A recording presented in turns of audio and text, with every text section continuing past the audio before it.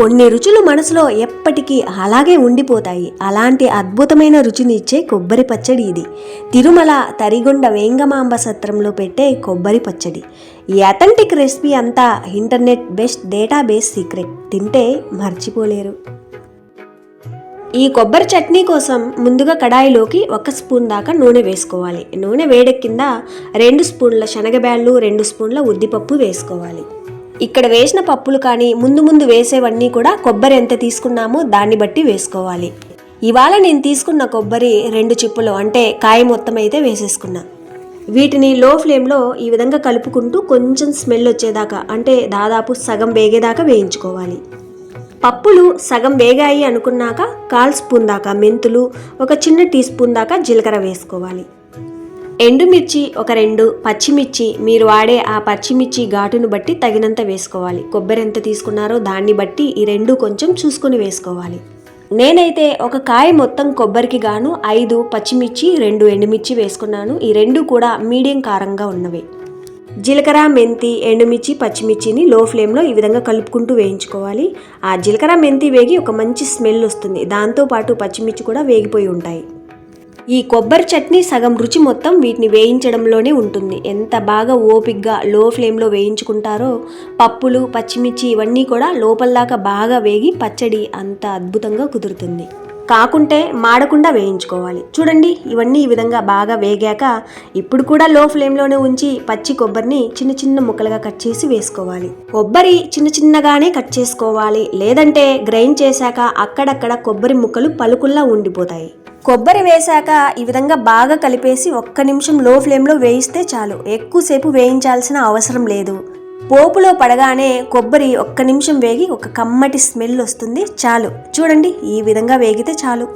తర్వాత stove off చేసి వీటిని మిక్సీ జార్లోకి వేసి పూర్తిగా చల్లారనివ్వాలి.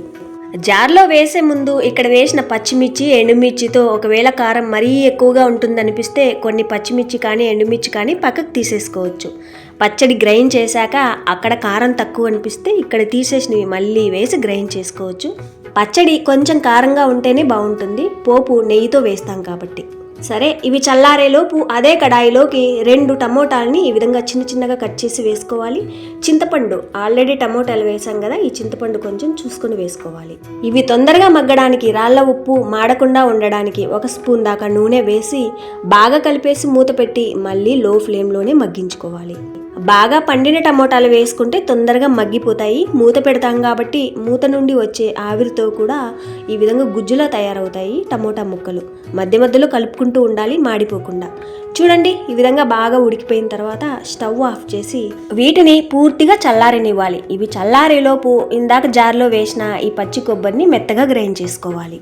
మధ్యలో కలుపుకుంటూ ఈ విధంగా గ్రైండ్ చేసుకోవాలి. మరీ మెత్తని పొడిలా కాకుండా కొంచెం బరకగానే. తర్వాత పూర్తిగా చల్లారిన ఈ టమోటా, చింతపండు వేసుకోవాలి. నేను తీసుకున్న కొబ్బరికి వేసిన పప్పు దినుసులు, టమోటా, పచ్చిమిర్చి, చింతపండు ఇవన్నీ కూడా సరిగ్గా సరిపోయినాయి. కొబ్బరి ఎంత తీసుకున్నారో దాన్ని బట్టి వేసేవన్నీ కొంచెం చూసుకొని సరిగ్గా వేశారంటే మాత్రం ఆ పచ్చడి మీకు అదిరిపోయినట్టే. టమోటా కూడా వేశాక ఒకసారి బాగా కలిపేసి కొంచెం నీళ్లు వేసుకుంటూ సాధ్యమైనంత వరకు మెత్తగా గ్రైండ్ చేసుకోవాలి. ఎండు కొబ్బరి కానీ పచ్చి కొబ్బరి కానీ గ్రైండ్ చేయాలంటే మరీ మెత్తటి పేస్ట్లా ఎప్పుడు గ్రైండ్ అవ్వవు కాబట్టి సాధ్యమైనంత వరకు ఎంత కుదిరితే అంత మెత్తగా గ్రైండ్ చేసుకోవాలి. మరీ మెత్తటి పేస్ట్లా కంటే ఈ విధంగా కొంచెం రవ్వలా బరకలా ఉంటేనే బాగుంటుంది చట్నీ. ఇక్కడ ఉప్పు కారం సరిచూసుకోవచ్చు. ఒకవేళ కారం తక్కువ అనిపిస్తే ఇందాక పచ్చిమిర్చి తీసేసినట్టయితే ఇక్కడ వేసి గ్రైండ్ చేసుకోవచ్చు. టమోటా, చింతపండు వేసాం కదా, పుల్లగా ఉంది అంటే కారం అయినా తక్కువ ఉంటుంది, లేదా సాల్ట్ అయినా తక్కువ ఉంటుందని గమనించుకోవాలి. పులుపు, ఉప్పు, కారం అంతా ఓకే అనుకున్నాక ఈ చట్నీ రుచిని అమాంతం పెంచే సింపుల్ నెయ్యి పోపు. దానికోసం బుల్లి కడాయిలోకి 3 స్పూన్ల దాకా నెయ్యి వేసుకోవాలి. నెయ్యి వేడెక్కాలి. తర్వాత పోపు దినుసులు ఆవాలు, జీలకర్ర, ఉద్దిపప్పు వేసుకోవాలి. ఆవాలు బాగా చిటపటలాడనివ్వాలండి. పోపు కొంచెం రంగు మారగానే 2 ఎండుమిర్చి, ఒక 10 దాకా ఫ్రెష్ కరివేపాకు రెమ్మలు వేసి కరివేపాకు ఈ విధంగా చిటపటలాడుతుండగా కొంచెం ఇంగువ వేసి ఈ పోపు మాడకుండానే ఈ విధంగా బాగా కలిపేసి వెంటనే కొబ్బరి చట్నీలో వేసుకోవాలి. పోపు చట్నీలో కలిసేలా ఈ విధంగా బాగా కలిపేసి లాస్ట్లో సన్నగా తరిగిన కొంచెం కొత్తిమీర వేసి మళ్ళీ ఒకసారి బాగా కలిపేస్తే అయిపోయిందండి చట్నీ.